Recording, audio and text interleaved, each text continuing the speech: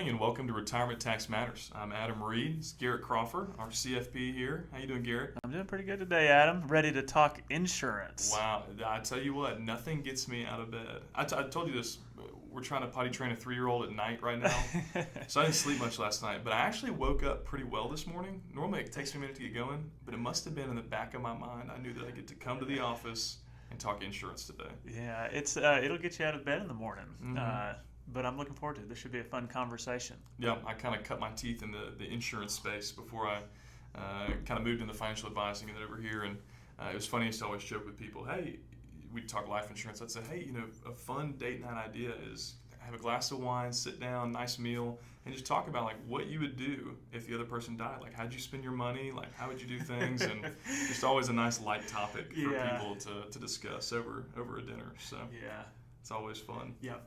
But all right, let's jump into this thing. I think our last video was a marathon, so maybe today will be a little closer to. Yeah, our Medicare one went longer than I anticipated. Yeah. I really don't think of myself as a Medicare person, and then we were like 30 minutes in, and that was.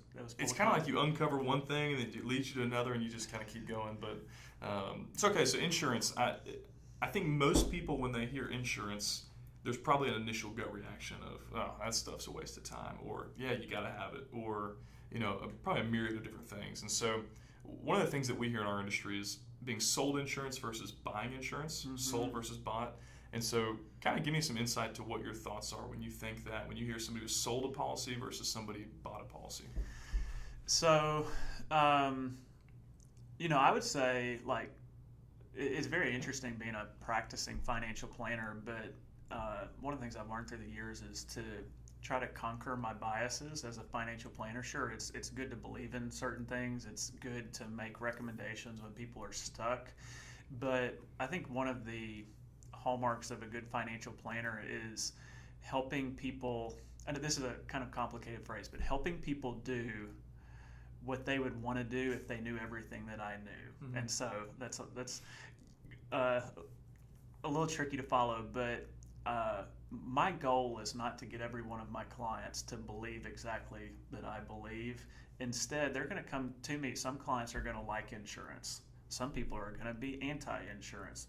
And trying to put somebody that hates insurance into an insurance product, maybe it's annuity, maybe it's life insurance, you name it. People are just geared towards it, and sometimes people aren't. And I think having this conversation about insurance planning is really important. And, I'm a certified financial planner, and for a lot of the people that are listening, they may not know you're working through the CFP program, and I think you're in the insurance planning section right now. In the thick of it. In the thick of it. And so it's when I was taking the CFP, they've changed it a little bit here for Adam, but one of the core modules was insurance planning. There's one called retirement planning, there's one called tax planning, estate planning, like budgeting. But I remember going through the CFP insurance planning section, and it opened up my eyes real wide to the fact that as a certified financial planner, and really as a good financial advisor to our clients, I want to be well informed about all the different insurance products that are out there so that I know when it's a fit and when it's not. And I just think it's, some people think when you're considering maybe it's a life insurance, maybe it's an insurance policy, maybe it's long-term care insurance, that you need to go to an insurance agent in order to get that. And I think one of the things I really enjoy about what we do here is that, we can help facilitate the purchase and transactions of insurance. Some places can, some places can't. But I think I approach the insurance planning question maybe from a more comprehensive level, 50,000 foot. I don't get stuck too many times in an in-depth conversation about how a variable life insurance policy is totally different than a universal life insurance policy. Instead, it's more, is a term life insurance going to be the most appropriate given your goals, or maybe will a permanent cash value life insurance be more appropriate? But the planning side, I think, is really important. And this whole podcast that we're about to talk about today, it's what is the difference between, maybe visiting with a financial planner who's going to help you do insurance planning, which is on our website, that's what we do, versus maybe going to an insurance agent's office or maybe an advisor where you feel like they're trying to sell you a life insurance policy or some type of insurance policy. And so I think it'd just be good to hang out today a little bit on the differences between planning and what oftentimes people feel is that they're sold an insurance policy. Well, I like what you said at the beginning, because this goes for anything we do. I think as a financial planner, and for anybody that's watching this do-it-yourselfers, there's never been more tools in the tool belt on the financial side of things. There's new products every year.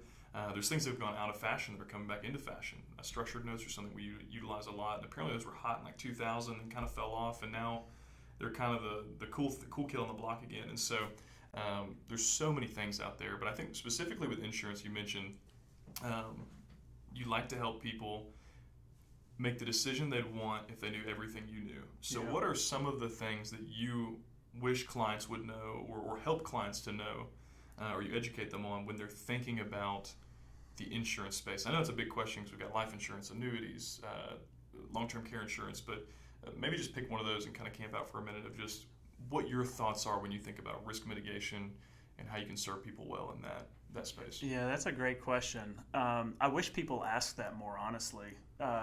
A lot of times people will come into the conversation and sometimes our bias prevents us from even wanting to engage on that question. Should I have some type of insurance or should I not? But I would say, again, let's zoom back out. Who's the person that's listening to this podcast?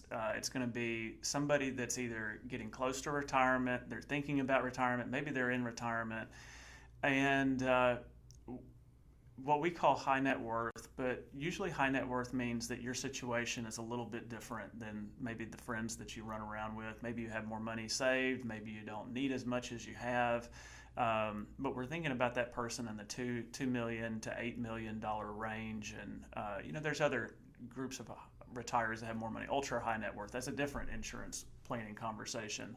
But I think in terms of rules of thumb with life insurance and annuities and long-term care insurance, I get the question all the time, should I have life insurance? And that's a great question. There's lots of different types of life insurance policies. There's term life, universal life, variable life, guaranteed term. I know you came from places where there were different spins on term life insurance. And generally I would say you probably don't need life insurance if you have more money than you need saved. If you've got, if you struggle each year figuring out how you're going to use your, have an episode called the 6-figure RMD. Just because you're high net worth doesn't mean that you're actually high income or high standard of living. I would say that generally speaking, like a lot of the clients that we're helping are not going to have a need for like term life insurance anymore. And I do think there's a conversation to have for some people with permanent life insurance, cash value life insurance, but I think those are going to be kind of far and few between. There's going to be, probably the most stereotypical one be like, let's say you're a mom and dad, you've got a few kids, a couple of them are doing great, but you have one kid with a disability or they have some issues where you're going to need extra money when you pass so that you have quality of care for your child, and they would have the resources that they need to live. I think there's a valid conversation to have for life insurance there. Maybe you're in your 50s and I had one of these appointments the other day, and you see yourself already at that kind of $7 or $8 million range, and there's nothing but time ahead of you. And what I find about a lot of people is they get to that level of wealth because they have a hard time spending money. They're just natural savers. And if you're sitting at $8 million today and you have a bad habit of not spending that money, if you're in your 50s, you're probably looking, or at least you might be in an estate tax situation, even with those numbers really, really high. So making sure that you're doing everything that you can to avoid a 40% estate tax.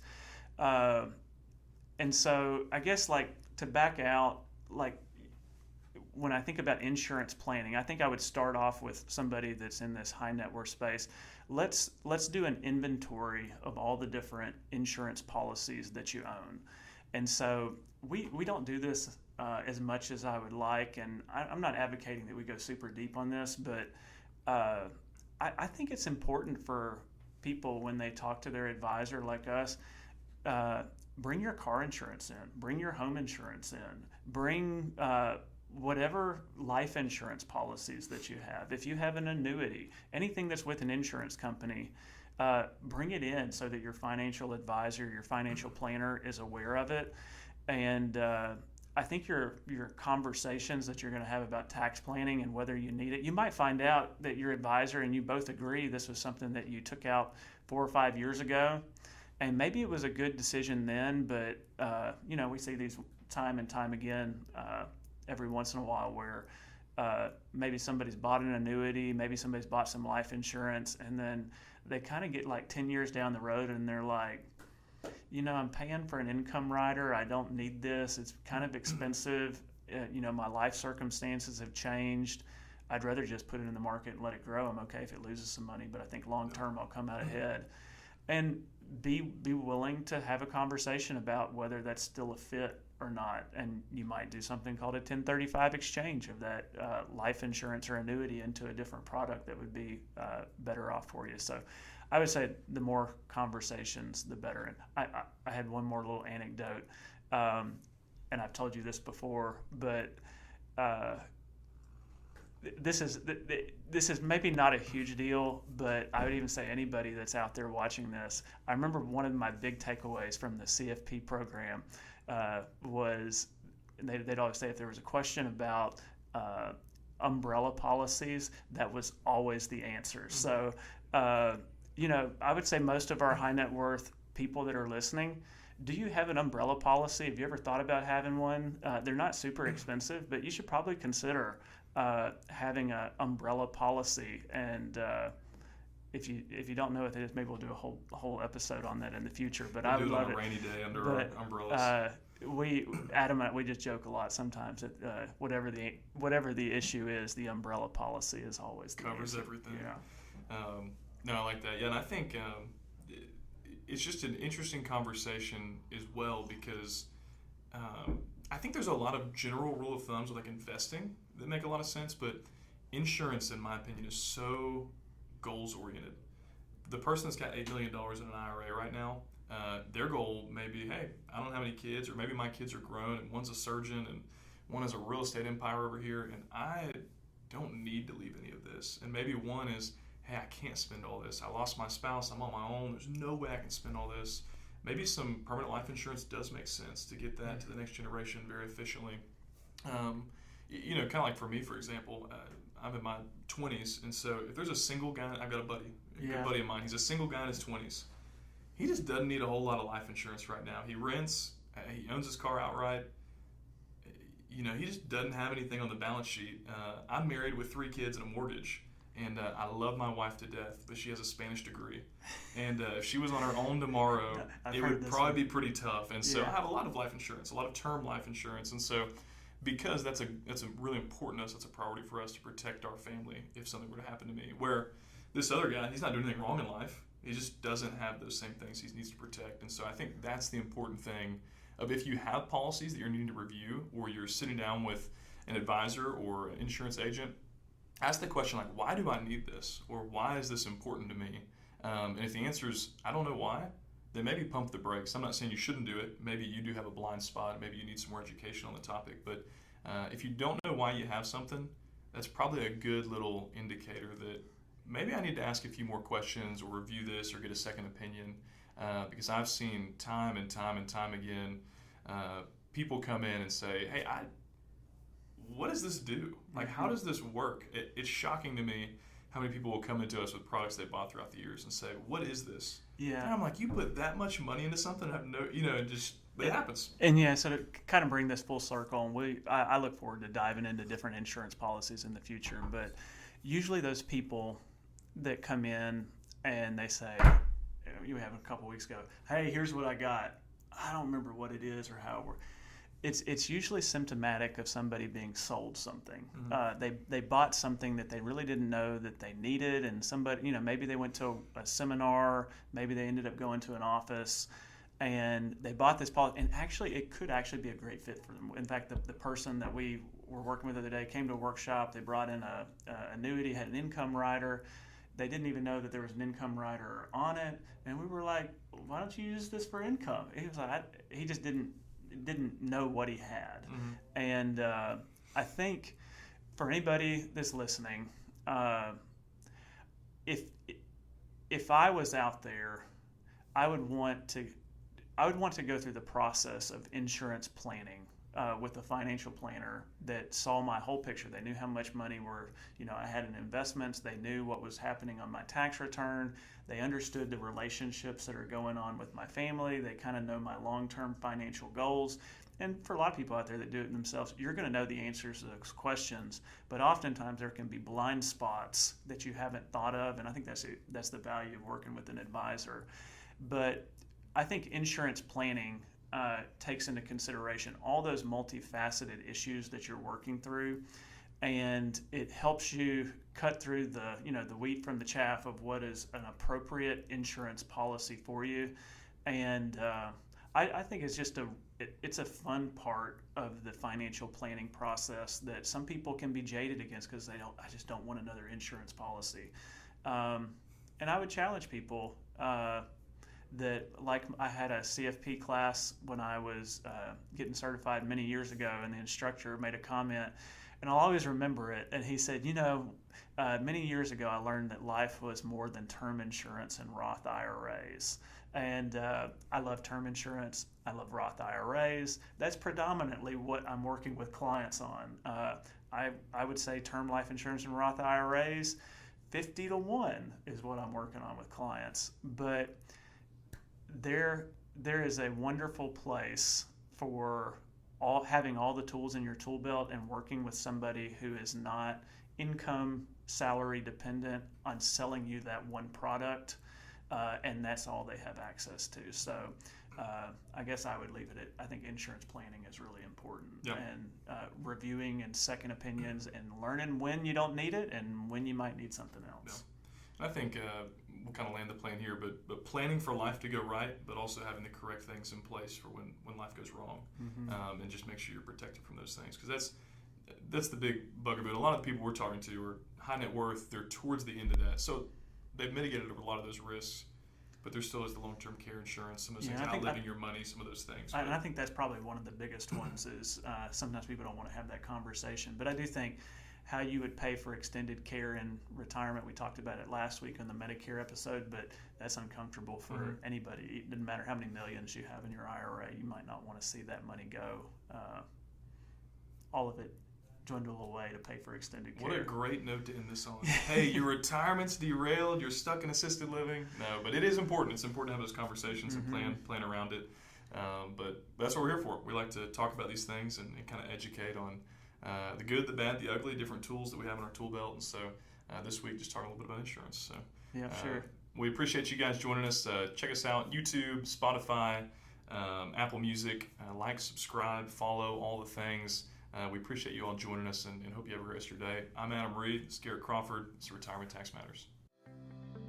Thanks so much for listening to Retirement Tax Matters. As always, the ideas we share here are for educational purposes, and we do our best to get it right, but this isn't a substitute for specific tax or financial advice, because a truly effective strategy is always built around your personal situation. For more resources and to see our full disclosure, visit us at retirementtaxmatters.com.